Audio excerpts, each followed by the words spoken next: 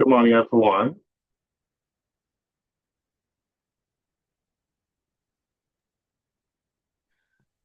Good morning. Yeah, good morning, sir. Azama. Good morning, sir.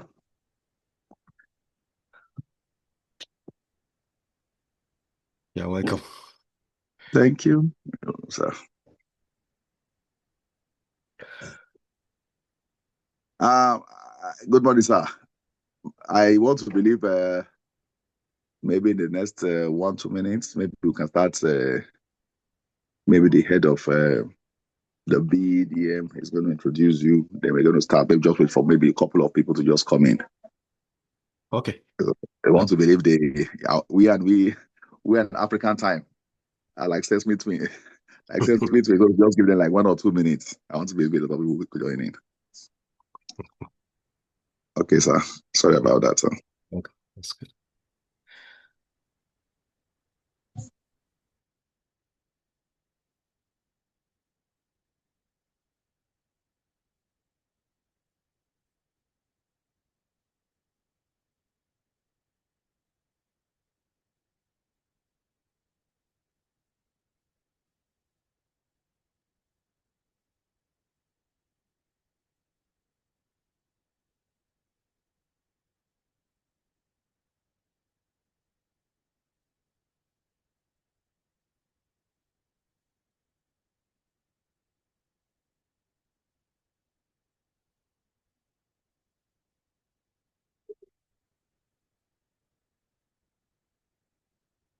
Hello, sir.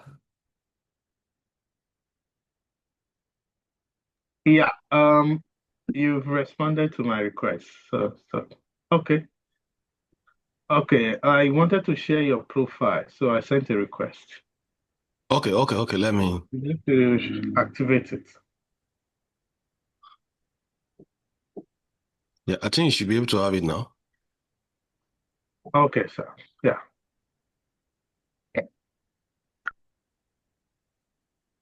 Oh, um, do we have it now? Yeah. I said that it's small. Yeah, it's all right. Oh, and it's on a very big screen here. Yeah, that's okay. It depends on the individual screen. Yeah. Let's wait.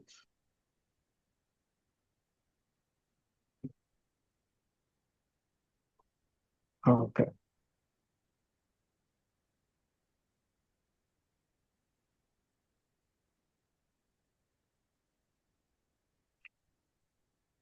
Yeah, I think do I have the concurrence of everyone to proceed with the introduction? Or we should wait for a few more people. Mr. President,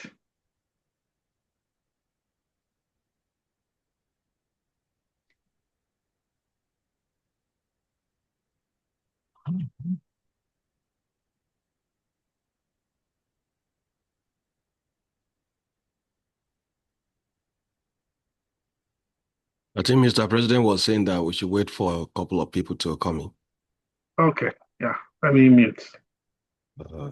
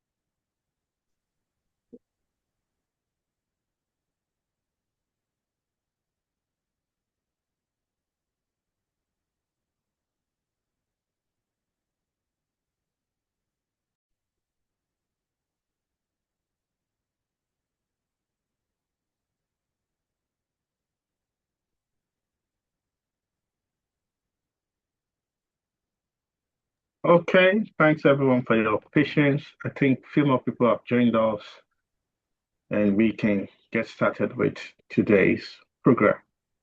Um, so I'll be introducing our guest lecturer today. Thank you for your patience, Mr. Akindele. He's been with us before the starting time. So I'll move forward now. Thank you. And I will start with reading the profile of our lecturer for today, Mr. Akindele Okbola. He's a real estate investor, a licensed realtor, property manager, IT professional, and an entrepreneur. Akindele Okbola is a multidisciplinary professional operating at the intersection of real estate, investment, technology, and entrepreneurship. With a strong analytical foundation and a service-driven leadership philosophy, he helps individuals and families build wealth through strategic real estate decisions while maintaining value-centered principles. In real estate and investment expertise, is an active real estate investor and licensed realtor. Akindele specializes in investment property analysis, such as return on investment, cap rate, and cash flow modeling. Entry-level buyer strategy in changing interest rate environment, multifamily, and duplex acquisitions. Rental demand and market trend analysis, long-term portfolio building, and wealth structuring. Its approach is data-informed and strategy-focused, combining financial modeling, risk assessment, and market intelligence to guide clients towards sustainable cash flow positive opportunities. Property management and operations. With hands-on and property management experience, Akindele understands the operational realities behind every deal, tenant relations, maintenance planning, cost controls, vacancy mitigation, and asset optimization. His investment philosophy prioritizes durability of cash flow over speculation. Technology and system thinking. As an IT professional, he applies systems architecture, automation, and analytics to real estate and business operations. This enables scalable processes, informed decision-making, and structured investment evaluation tools. Entrepreneurship and thought leadership. Akindele is deeply committed to financial literacy and economic empowerment. Through writing, speaking, and advisory work, he educates first-time buyers, new investors, and professionals seeking to transition into real estate ownership. His insights often focus on interest rate impact on entry-level buyers, cash flow comparison across Canada markets, and structuring real estate for tax efficiency and generational wealth. Thank you so much, Mr. Akindele, for joining us today, and we look forward to learning from you. You can have the floor now, sir. Thank you. Yeah, thank you very much. Let me share my screen and my face. Just give me um, a couple of seconds here. I'm happy to be here and thank you for the privilege of inviting me to this meeting today. You're I welcome.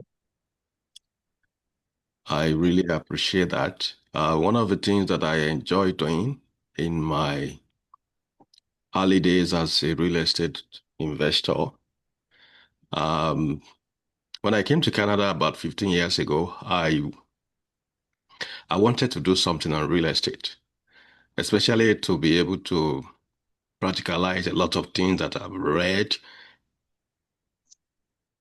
in many, many books, like The Rich Dad Poor Dad. And I was able to start and I was able to have some measure of success within the first 5 years.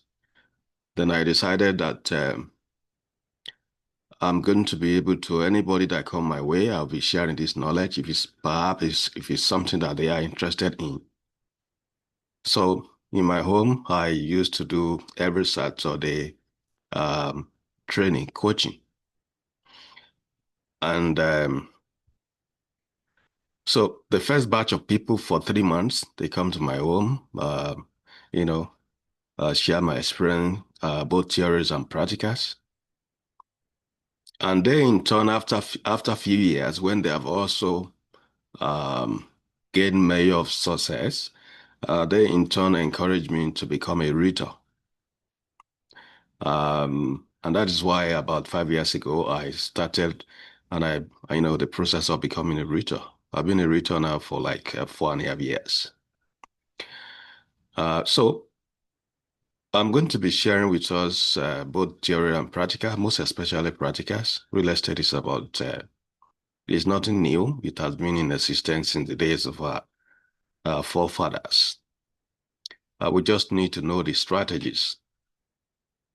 So how do we gain wealth? How do we, like we used to say back home, anybody that come to Lagos, they will say, work a bridge, you. I also come here to make my own money. So how do we do that here in Canada to fulfill our Canadian dream using real estate? And one of the things that I took notice in the early days when I came to this country is that most immigrants, we are already of age. Most immigrants come here in their late 30s, early 40s. And even in the newer generation, we are seeing people coming here in their 50s. So how do we leverage on real estate to be able to, fast track and prepare for our retirement? Because an average Canadian has worked, minimum of, by the time each of us come here, and every Canadian has been able to have savings and investment for close to 20 years. Most Canadians start working under 20. My children started working 13, 14, 15. So it means they have something contributed into their retirement. But when you are coming here at 40, how much can you do? But real estate provide a leverage by which you can fast track your wealth, your accumulation of wealth. And that is what I'm going to be sharing with us today. So we need to understand the landscape of this country when it comes to investment. When you look at various markets, we are very lucky that many of us are in Manitoba because our market is quite stable. You can predict the future. You have data of 50 years to reference. There's never been any major crash in Manitoba in the last 50 years. Unlike Toronto, Vancouver, and bigger places. For example, right now in Toronto, they are experiencing about 25% crash. Many people buy a property for $1 million, and now by the time they are closing, the property is only worth $750. And the property is not even paying for itself. When you buy such property, you can only rent what the market dictates. Buying a property of $750,000, $1 million, and you are only getting income of $3,000. How do you cope? So many people are speculating, banking on the fact that, peradventure, maybe the market is going to climb up back and I'm going to make my money. In the interim, they are contributing money from their pocket every month to be able to sustain what they have invested in. But Winnipeg is not that market. Brandon is not that market. Recently, I was able to get a duplex, 2 units family house for my brother and friend in Brandon there. It's open to live in one and rent the other. So you need to understand the location, the market, where you are, but that is the advantage that we have that other people do not have in Manitoba. No single commodity drive our prices. We're kind of balanced province. We are not crazy. You cannot buy a property of $1 today and you expect it to turn to $2 tomorrow. That will never happen. But slow and steady wins the race. So basically in Canada, immigration is what is driving one of the major things that drives property prices, investment, is immigration, is influx of money coming in from current countries, influx of people coming into the country. If you remember, there was a time a few years ago that the federal government has to clamp on the people that are buying property. Foreigners buying property, they said, no, you can no longer buy our property because even the people, the Canadian, cannot even afford to buy the property. And you are bringing money to buy them, and you are, creating artificial inflation, and property prices start to, climb up. And the Gen Z, they are not able to afford homes. So you also need to understand the role of interest rate, inflation, government policy as it affect this. And I believe these are the things that scare people away. However, for people that really understand the trend of things, the experienced people, these are leverages. These are things that you leverage upon to be able to find your own niche, to be able to do what is necessary for you to find your own level in as an investor. They are never a deterrent. We as immigrants, we come to this country with a lot of advantage. You know, an average immigrant come to this country where, I mean, we with degrees, diplomas. Many of us have several of those, you know.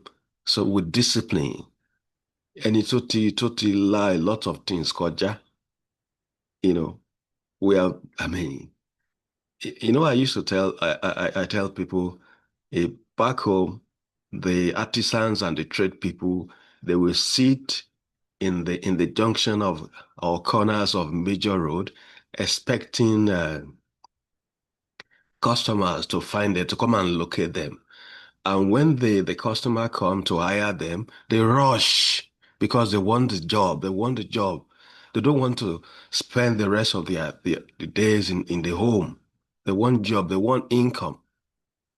And when you come to Canada and you have the prerequisite as a trade person, it is the job that look for you. It is the job that finds you. One of the challenges that we usually have in the real estate as landlord and homeowners is that the trade people are the one that fire us. We're not the one that fire them. Back home, you can hire a trade person, a bricklayer, a carpenter, and plumber, and say, I don't like your job. You are not coming. I don't want you again. Unfortunately, here in Canada, they are the one that fire you. If you don't pay them on time, or there's something is wrong relationship between both of you, they'll say, I'm not going to work with you again. Because they have a lot of job, waiting for them. A lot of job waiting for them. So they can afford to do away um, with our job. So as an immigrant, we should leverage on this. We should leverage on the stability in the economy. We should leverage on the fact that it is not only your money that you can use to invest, you can use other people's money, you can use the systemic money, the money in the system, like your line of credit, like a loan, you can use them to invest, which an average person may not be able to enjoy back home. So all we need to do is to look at, this system, how do I understand this system? How do I take advantage of the system? That is the question we should be asking ourselves.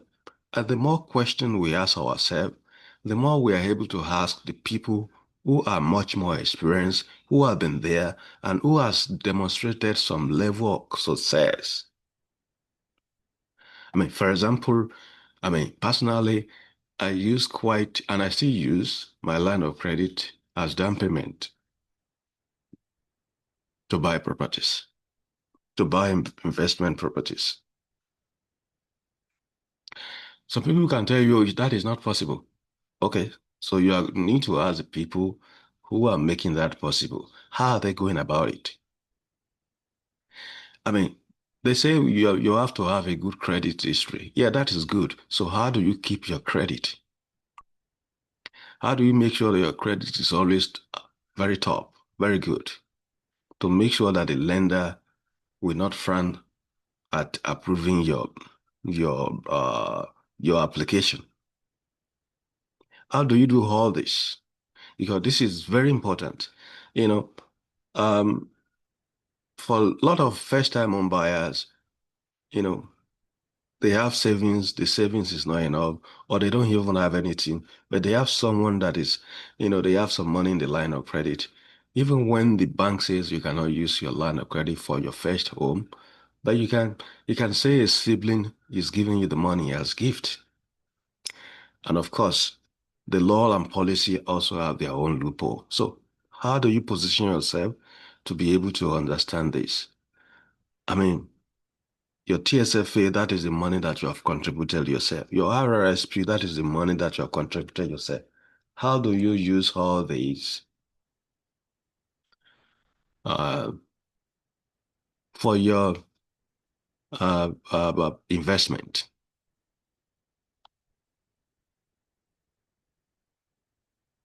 So, what are the investment strategies that you can use? There are tons of that.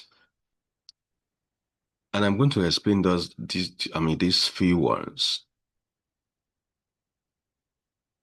Buy and hold is very popular.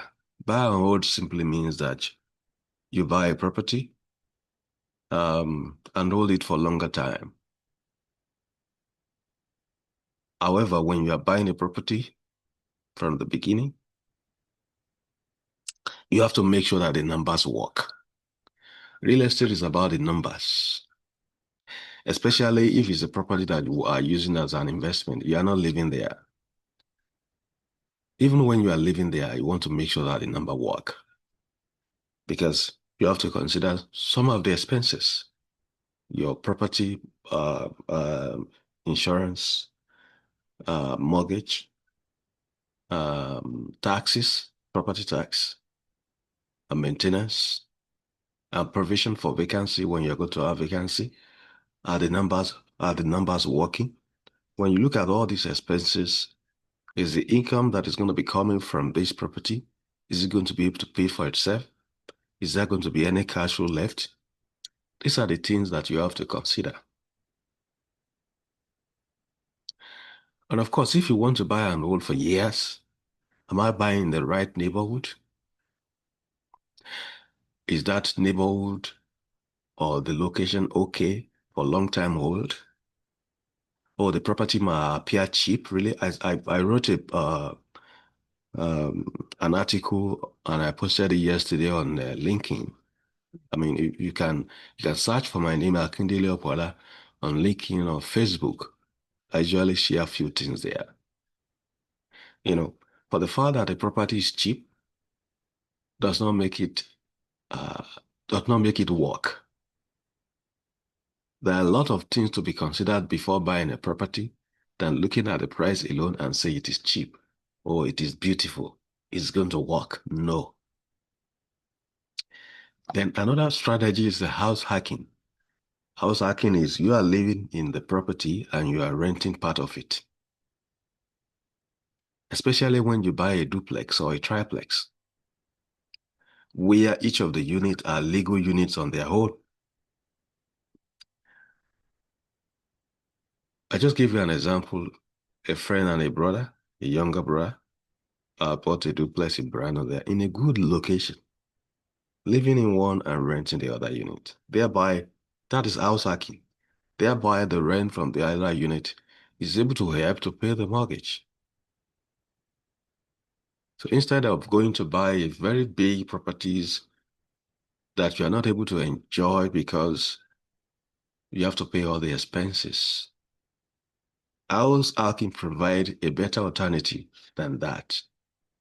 And because that is a duplex or a triplex, if the person decides to move away from there today, they don't need from that property any day, they don't need to sell it because it's already a cash flowing property. Igi owó ni. And the lender will use the income of that property to qualify them for the next. So a property can be an asset and can also be a liability. It's a liability when it's not bringing any money. It's only taking money from your pocket, month in, month out. It's an asset when it's giving you money and it's adding to your net worth. Kawasaki. Then flipping. Flipping is, buying a property in dilapidated state and they renovate it for a profit. It appears very attractive to a lot of people. A lot of people ask me, oh, I want to start flipping. Well, there's nothing bad in flipping. Flipping is good, but flipping will really make you wealthy. Flipping will make you to have a lot of cash, and it's good, and you are going to be taxed according to your income range. Really make the people that flip wealthy. And it's the way it is painted on television. In most time, that is not the way it works. So, not discouraging you, just need to prepare. So when you are buying a property, you look at the current state, how much is worth, and after repair value. What is worth today? Or property is worth maybe 250 today. When you repair it, it's going to worth maybe 350 or 400. I work with a couple of clients who I mentor them and guide them on this. When they're buying it, I tell them how much it's worth, how much we should buy it. And then when they are going to sell it, I'll tell them, oh, this is how much it should worth if this and that are done perfectly. If you renovate the bathroom, change the floor, change the windows, the kitchen, this is how much it should worth based on the comparables in the neighborhood. Yes, it's a lot of work you have to be there, especially to be able to manage the trade people. Don't forget the trade people in this country are much more powerful. Actually, their problem is not that they don't have job. Their problem is how to manage the job and manage the people. There's a trade person who still work with me today. When he finished his carpentry in Red River or one trade school that he went, his first income that they declare, despite all the cash, whatever, is more than 6 figures. It's more than 100,000. They ask him to pay tax back. And this is a person that Toba can give war, so but it's because the jobs are available for them. Because the job are available for them. Sorry, the job are available for them. They can they have the power. They have the means. Now it's worth much more because he's much more experienced. This was about 9 years ago. Now, another strategies that you can do is to buy pre-construction, multi-family, duplex, triplex, fourplex, sixplex, because you want to, the more doors you have, the more money, the more cash flow. Of course, you can also do room by room for university students. It has its own intricacies. Yeah, but I encourage people who are able to afford more doors, legal doors, to go for that. And of course, joint venture. Joint venture with trusted partners and partnership. That is to say that you don't have any excuse, oh, I don't have money. But you have people that you can partner together. You have line of credit. When we came to this country, I'm not talking about Visa card. No, don't do that, especially when you are beginning. But you can use loan, you can use your line of credit, you can do a joint venture. When we come to this country newly, we don't understand the system. One of the mistakes that we made was when the bank have seen that we are managing the little credit that they give us, they will send us an email or a letter and say, oh, we want to increase your line of credit, we want to increase your credit card, we want to increase this and that. Just take it. Just say yes. When we say, oh no, no, because the orientation that we bring back home is Emma Somido Nigbese. Because we in our economy, in the capital system of the kind of economy we we we are experiencing, it's not a credit society. It is we have to put money in your pocket to do everything you want to do. That can take several years. So we never knew that if you have more credit and you are using small parts of that small credit, that will boost your credit history. That will boost your credit score. A person that is given a 2,000 credit card and is spending 1,500 every month is not going to have a good credit history because he's spending 75% of the credit that he has. Unlike if you have 5,000 and you are spending 1,500, that will boost your credit history because you are using less than 30% of the money that you are given. That fall back to understanding how the economy works here, because we are new. Many of us are new to how things work here. Now, and to those that are already experienced, you have property, how do you scale?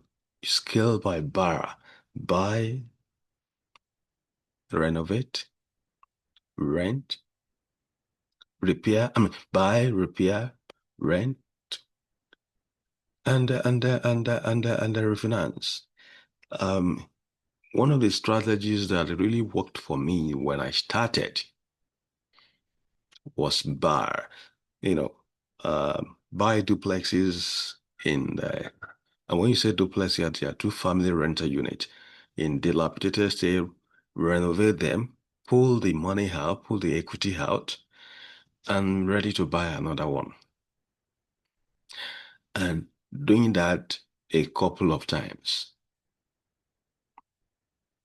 But the numbers has to work. The numbers has to work.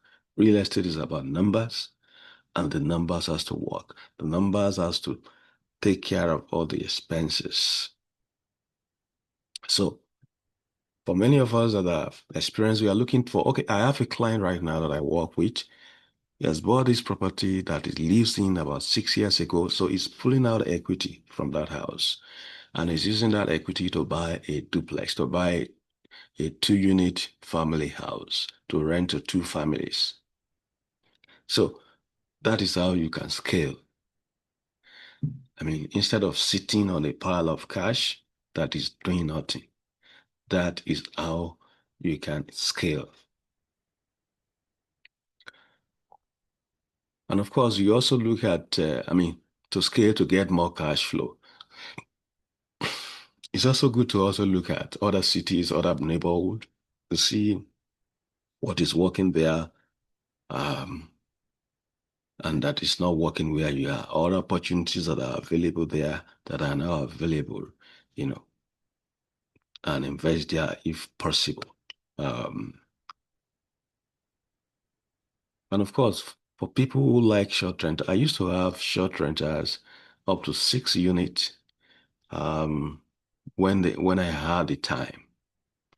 I still support people who do short rental today. I still advise them. But personally, I do not do short-time rental again. Those are Airbnb because it's about the time. It's about how much it's giving me. Does it worth my time? If I use that the same time for other things, will I get more money? I'm an entrepreneur. So, but I still give from my experience managing those 6 units. I still help people who are still doing that today by consulting for them. So,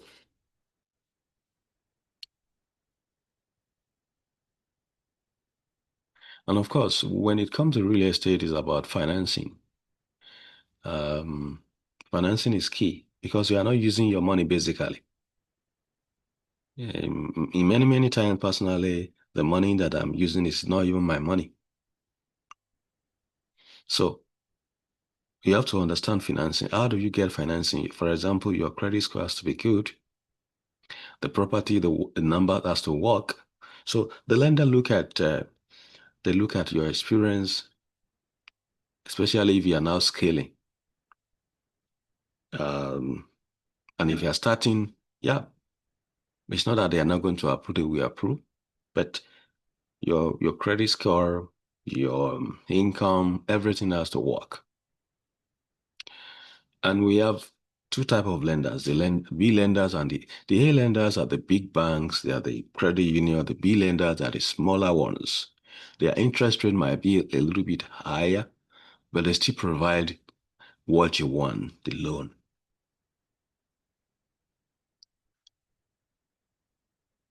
And if you are putting down payment, we should know that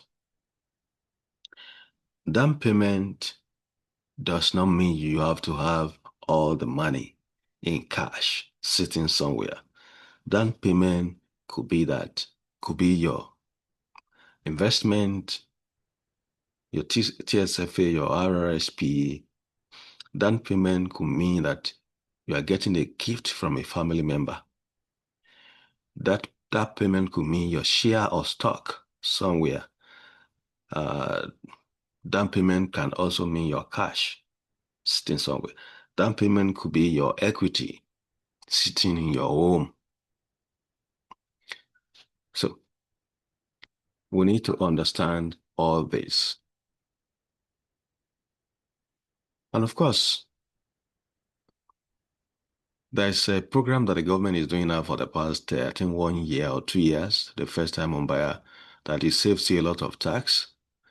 If you is subject to maximum of 40,000 for the duration of the program. Each you can save up to 8,000 in tax savings. 8,000 for wife, 8,000 for the husband. It's a beautiful program. Unlike the one that the government introduced before that says that you have to, the government contribute 5 or 10%, you also contribute the same amount. And when you are selling the property, both of you have the same equity. They canceled it. It's not working. It's not good. And of course, there also can also be creative financing. Creative financing, for example, it could be vendors take back is when the person that is selling the property says, okay, you don't have down payment. Don't worry, I will give you down payment. But it's going to be a loan. So you don't have anything, but you have the experience. The vendor will say, okay, we'll give you the 20%, 25%, 30%. But I would recommend that the number has to work. That a lot of property, there are a few creative financing that you can do today that basically without putting your down payment down. But it called for experience. It called for um, you having some asset yourself to be able to prove to people that you are serious. It doesn't really, oftentimes, not working for uh, beginners. Except you say, I see somebody that hold your hand and a vendor that is really willing to help. Yeah, because they are investment, there are due diligence and risk management to look at. You need to know how do you analyze a property, what is going to be your return on investment. And when you're calculating return on investment, you have to take into consideration a few things. Your tax saving is also return on investment. How much is this property is going to be saving you? The real estate is so the way they structure the tax saving. Okay, when I began there was 1 year that the gross income of my rental income is about 300,000, and I never pay any tax. Yeah, that is legal. Yeah, because if you if you if your property is making money for you, you are able to calculate depreciation. It's about 4% per year. So let's say you have a property that is worth 300,000 and the land value is about 100,000. You're able to calculate depreciation on that 200,000, not the land. And if you calculate 4% on 200,000, that is about 8,000. So if that year you are supposed to pay 12,000, you're supposed to pay 12,000 in tax. You already have minus 8,000, irrespective of the fact that that property has made you money. Yeah, it's a legal loophole that is created for the wealthy that you can also use. So understanding the landlord tenancy laws, that is very important. When Manitoba is the same law, is the same RTB that have been given the power to regulate landlord and tenancy issues.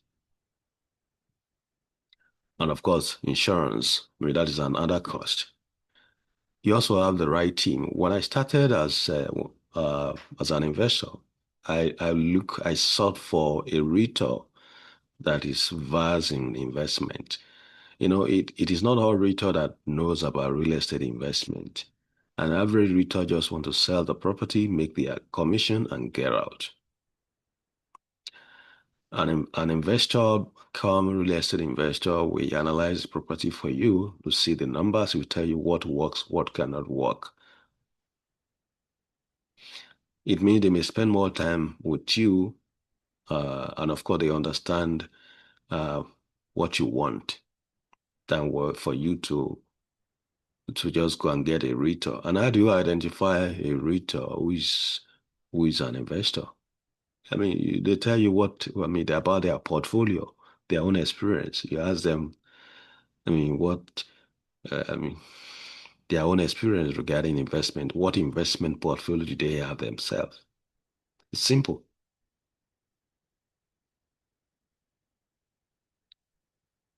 So you need to be the right team, the mortgage people, the lawyer that is going to work with you, the accountant. It's a people's business, and you cannot do it alone. So you need these people in order to achieve some measure of success, especially uh, getting the right mortgage person and a realtor. Yeah.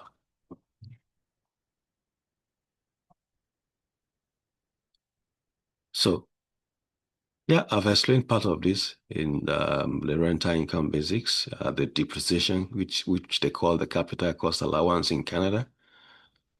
Your accountant is able to explain much about this with you. What is taxable, what is not taxable. All your expenses in the home, they're all taxable. Insurance, the interest part of your mortgage is taxable. The principal not taxable. For example, insurance, maintenance, something spoil you, repair is all taxable. You can deductible. That is what I mean. Deductible. You can remove your those expenses from your income. Then at what point do you want to incorporate, compare with personal ownership? What are the pros and cons? I advise people when you're starting out, you can use your name, but it will come to a time that you will need to incorporate company.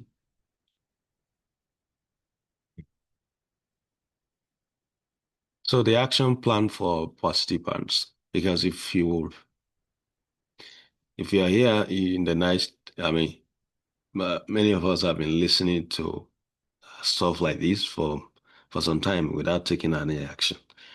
And it's about action. It's not about theory. It's not about, that works. No, it's about you doing it yourself. Because in the next 30 days, if you are not taking any action, you are going to forget it.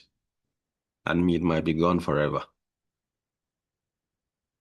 So evaluate yourself. I'm open to discussion. to determine if if you're ready, or what can make you to be ready. Why do you prepare to be ready? What market do you want to invest in? How to build your team, the people that work with you. It's a win-win, not people that will only have their own interest. No, your own interest is number one, then their own interest follows.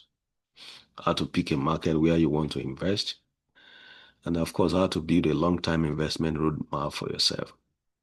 You need to take action now. I remember that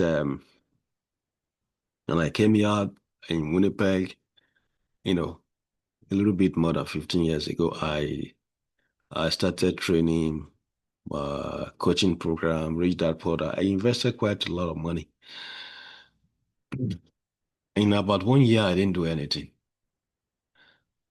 Then I got a book because I got another real estate investment in Canada by forgetting the author. Then with that, I started. I looked for an investor, Rita, who is experienced, that I started something. The first duplex that I bought was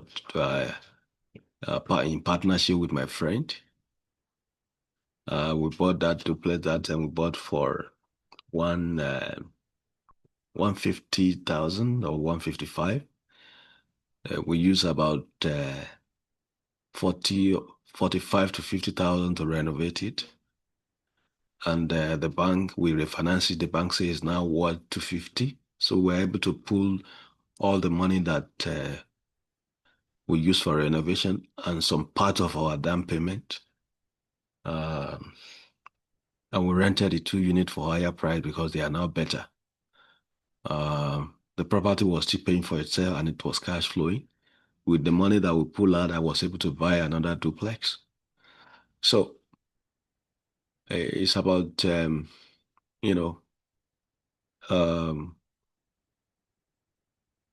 action. Action, they said, speak louder than voice.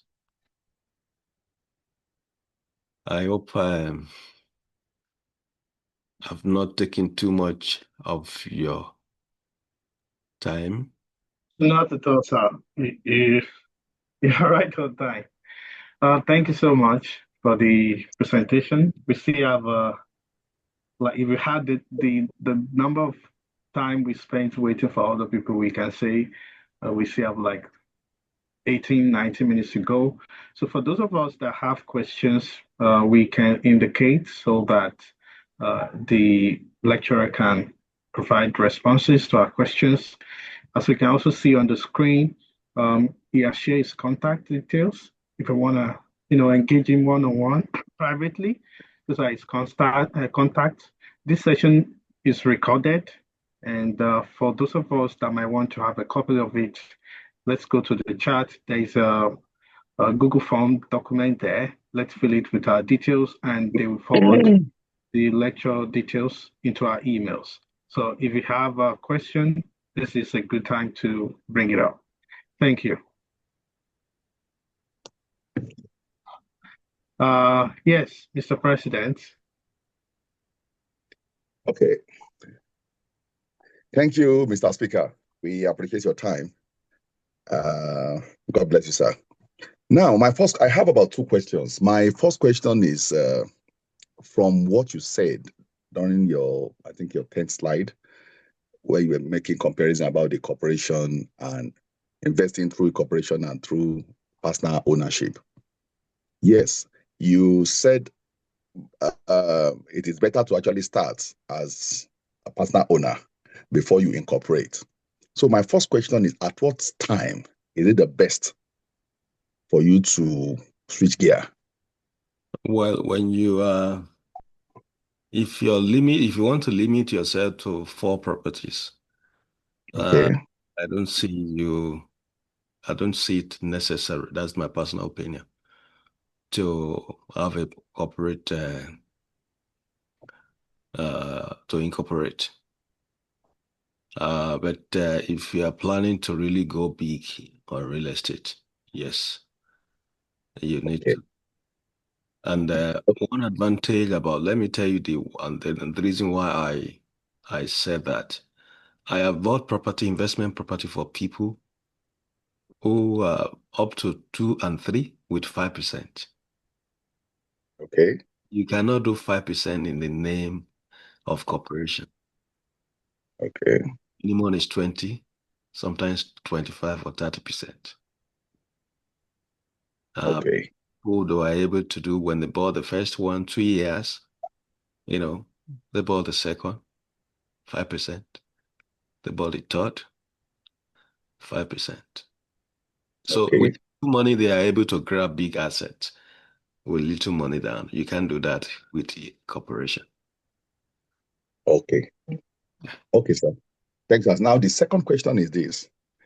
Based on what you said about leveraging on uh, different platforms, considering the age of most of the immigration that came into Canada in times like this, you were a little bit brief about the different methodologies used to finance projects.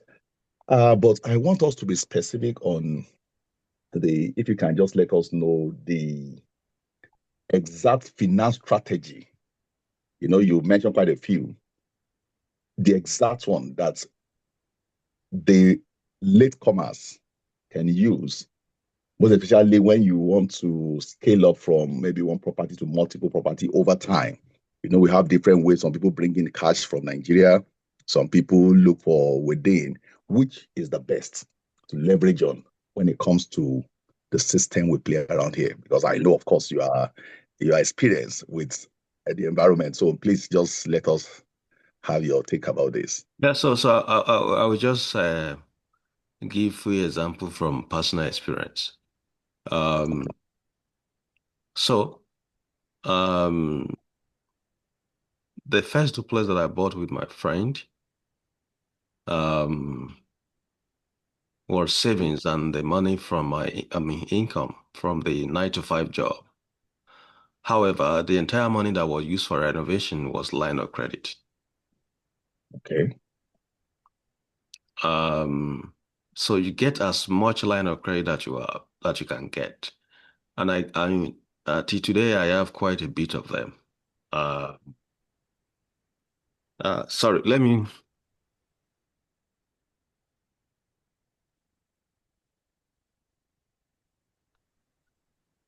give me a second. I want to make sure. Give me a second, please. Okay, that's fine, sir.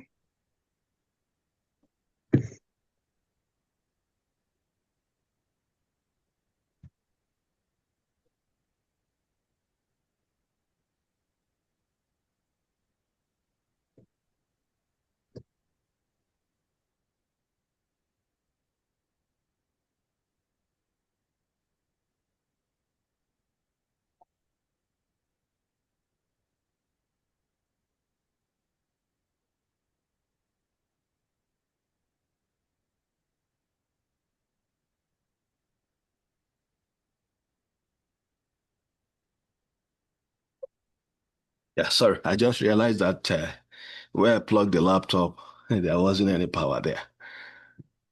So then the second one uh, was the line of credit too.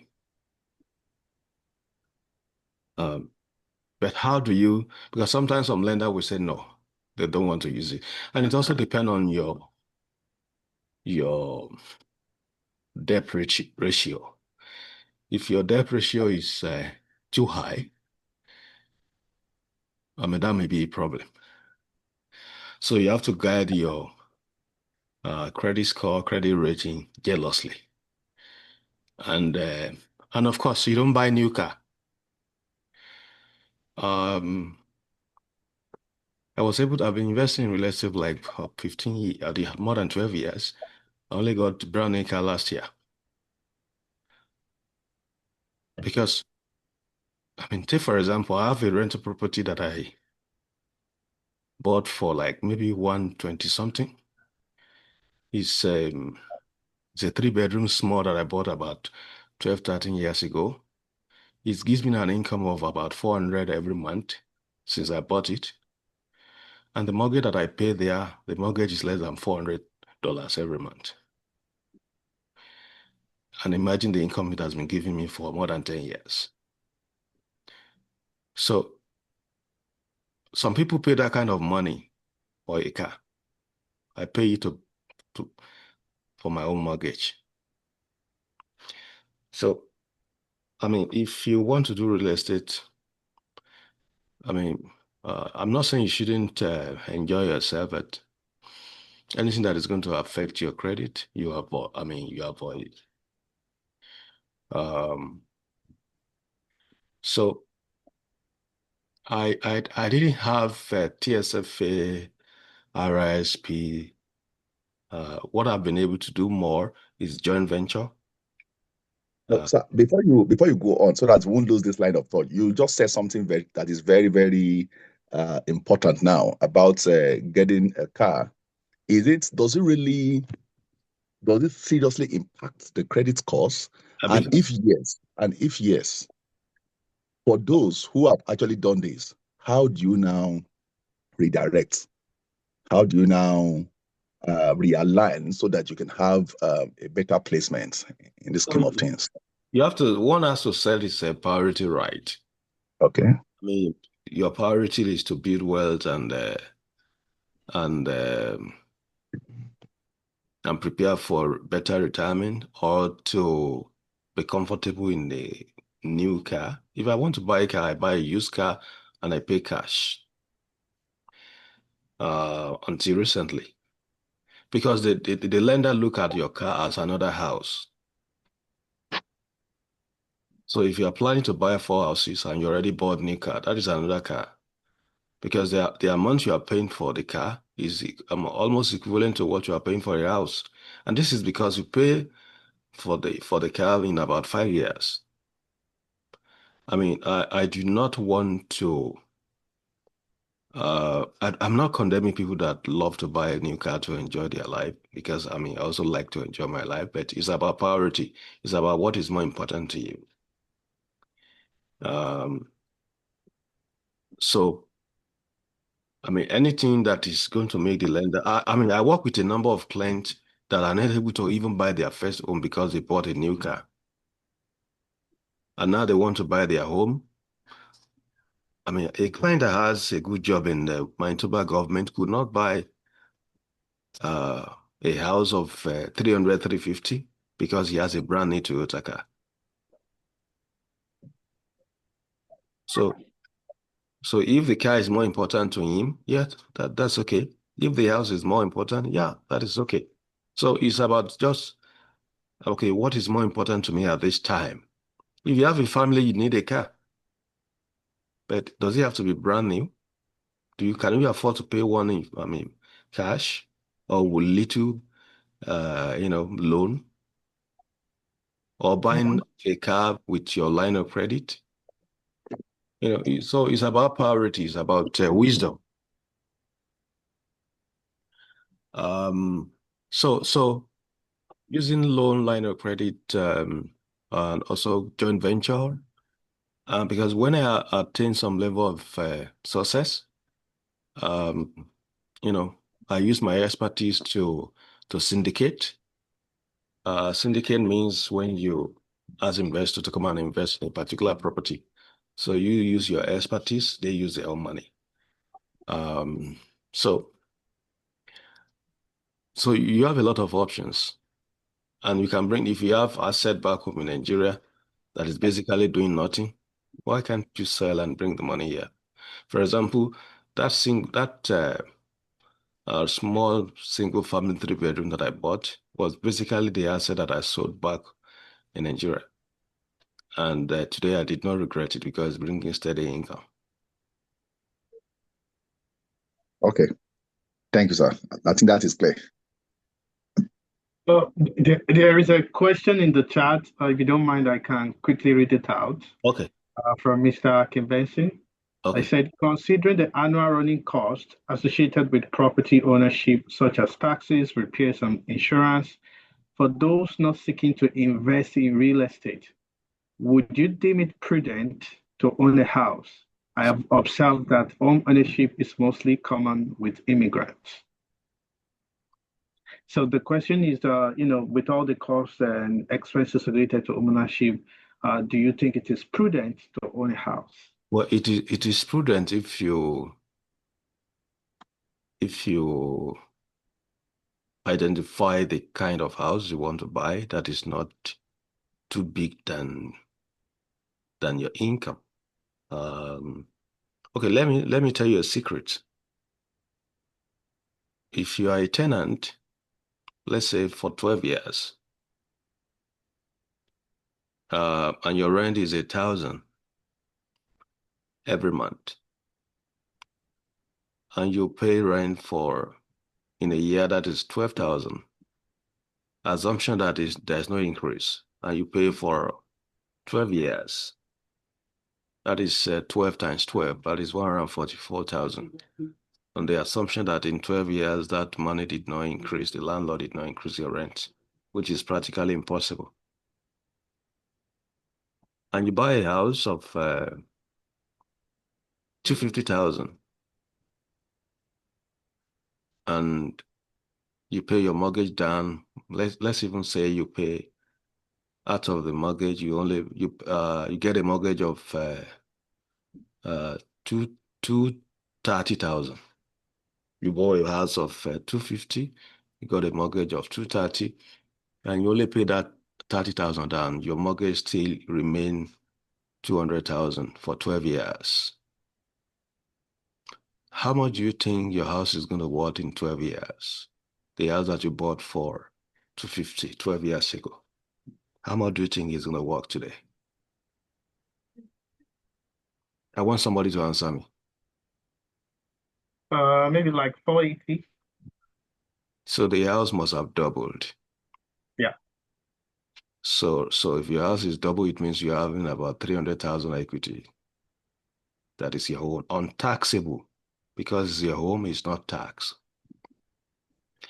And if you are living in a house for the same number of years, you have spent 144,000. The landlord will only say thank you for being a good tenant. Nothing prepares you for your retirement. So which choice do you want to make? And at the same time, we have to be cautious, because if you go and buy a house that is so expensive and the burden of financial cost of all the expenses is not making you to be able to live inside the house. That is another problem too. So I will advise, if your thinking is like this, why can't you do house hacking? House hacking is when part of the house is bringing income for you while you also live there. You can buy a duplex, live in one unit, live as if you are still renting, and the tenant is paying part of your expenses. That is a smarter way to look at it. Thank you. Mr. Babatunde, can you please go on with your question? Yeah, good afternoon, everyone. Thank you, the presenter. We appreciate all the information you've shared with us. My question is this: I will consider myself as one that came very late. Anyway, that's for me. I got a house over a year ago. But my question is this: what do you advise, and what is the fastest way to pay off this loan? Because I think I have about 21 years to make this payment. And like you said, there's an advantage if you bought a house early in your career. So, but for somebody like me, so that, if I'm fortunate to live up to 80, I see myself paying at the verge of being 80. So, what do you advise? What is the strategy? What's the fastest way to actually pay off my debt? Thank you. Okay. There are different school of thoughts when it comes to paying debt. And the two schools that are prominent, one will say You don't need to pay off the debt. You just leave the debt the way it is. But you look at your own equity. You can even take on more debt to create wealth. Like I have someone right now. You are saying you want to pay your debt quickly. Another person that is just buying a duplex, using the equity in the house, and is using that equity to buy a duplex, two-family house. I made a video about which one works better, using cash to invest in real estate versus using debt. If you have 500,000 and you buy one house versus you use the same 500,000, you buy 4 or 5 houses, putting down payment of 100,000 or 120,000. At the end of 5 years or 10 years, who is going to be more wealthy? Who do you think is going to be more wealthy? 500,000, you buy one house, that is one person. So he gets all the income. The rent is about 4,000 or 3,000 plus every month. He gets all the rent. He only pay for insurance. He doesn't pay mortgage. He only pay for property tax. He gets all the rent versus the same 500,000 buy 4 or 5 houses. In 10 years, who do you think is going to be more wealthy? Mr. Babatunde, engineer. Yeah, I think the investments. Okay, so that is one school of thought. While I do not condemn the school of thought that want to pay their debt on time, Ramsey school of thought. Okay, this is the way to, in a typical mortgage can allow you to put down up to 20%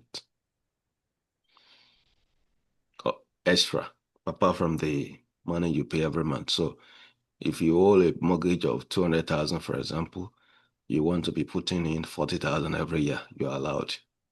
So it's going to call down your principal, and your payment will automatically be coming down.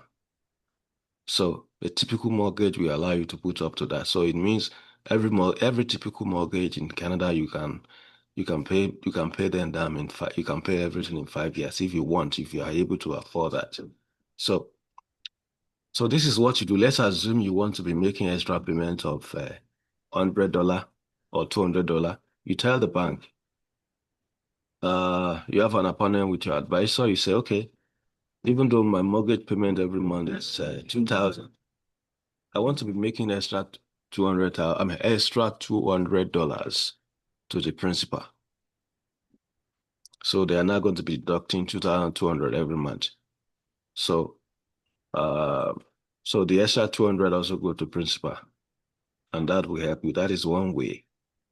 Another way that people have shared, I've never done it, is they call that strategy something Simpson something.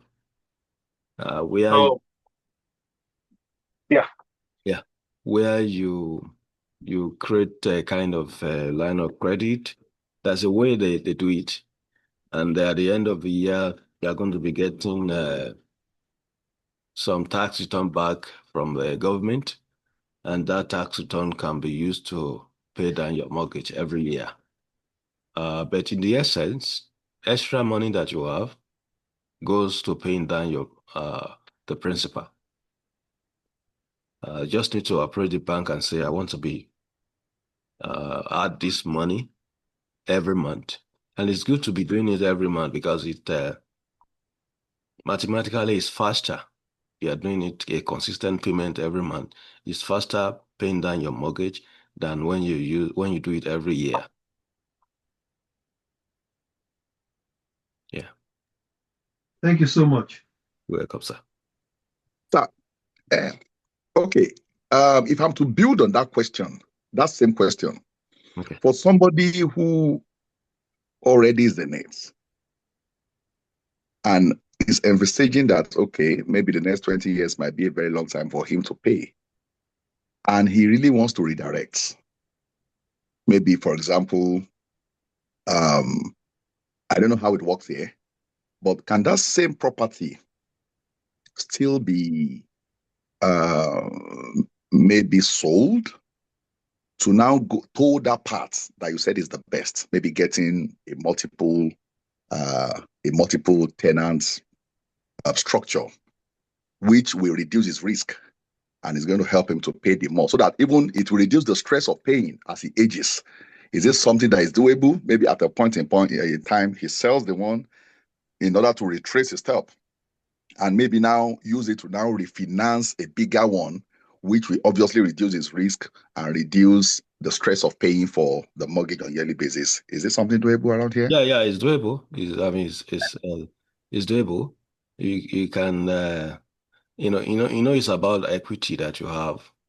It's about how much you have in the current home and about how much you need for the type of home, for the type of property that you want to buy. So for the person that I gave an example that is even pulling out the equity, he's not selling his home, he's still living there. Because he used he rented the basement actually. He finished the basement and rented it. 1,000 plus every month for him, which is smart because the basement also has a side entrance. And legally, when you are living even if it's a single family, you can rent it out. You can rent the basement out.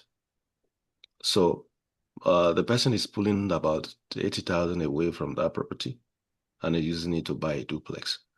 And if because the house itself that he lives currently is not really a complete liability to him, because somebody is helping him to pay the mortgage.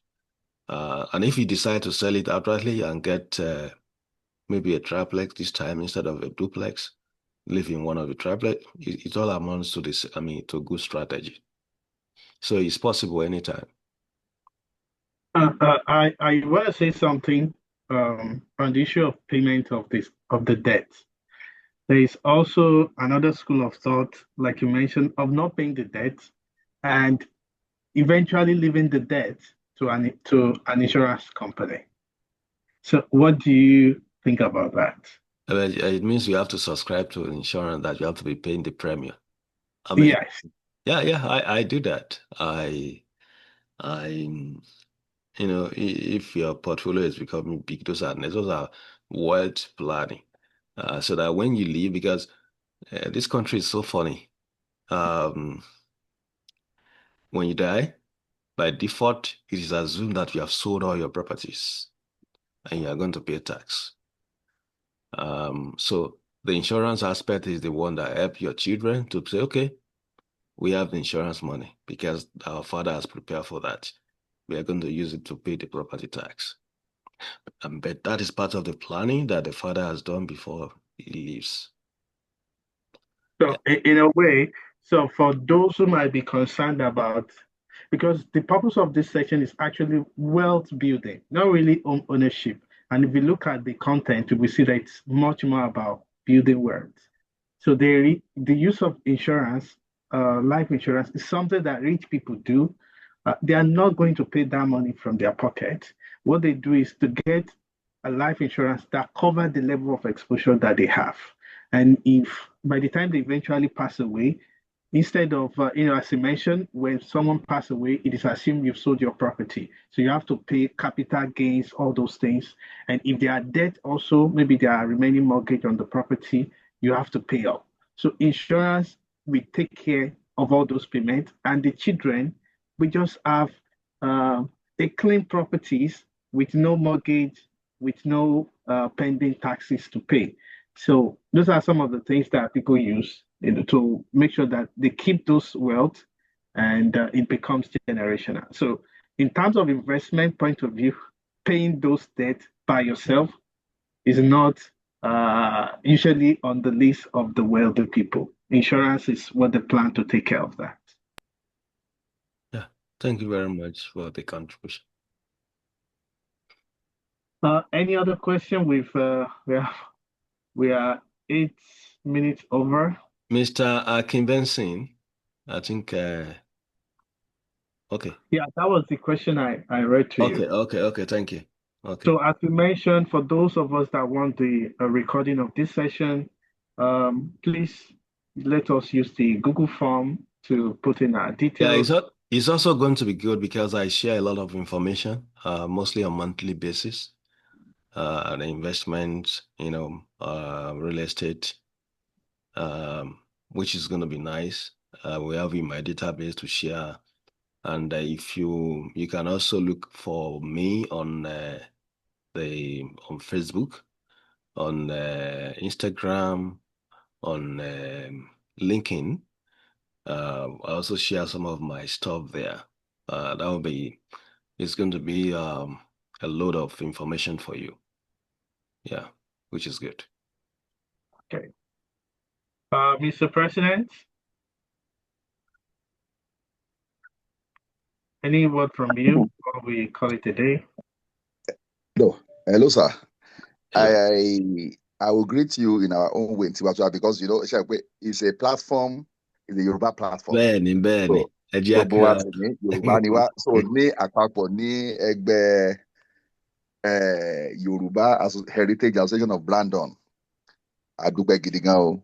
Ẹ ṣé gan pé a pè yín ẹ sì jẹ́ wa. Ní agbára Ọlọ́run, gbogbo àdáwọ́lé yín yóò yọrí sí rere o. And I believe pé àjọṣe wa kò ní dìbàjẹ́. Gbogbo etí ẹ gbọ́ lẹ́nìí náà, a máa gbèrò iná lọ fún àwọn èèyàn wa tó kù.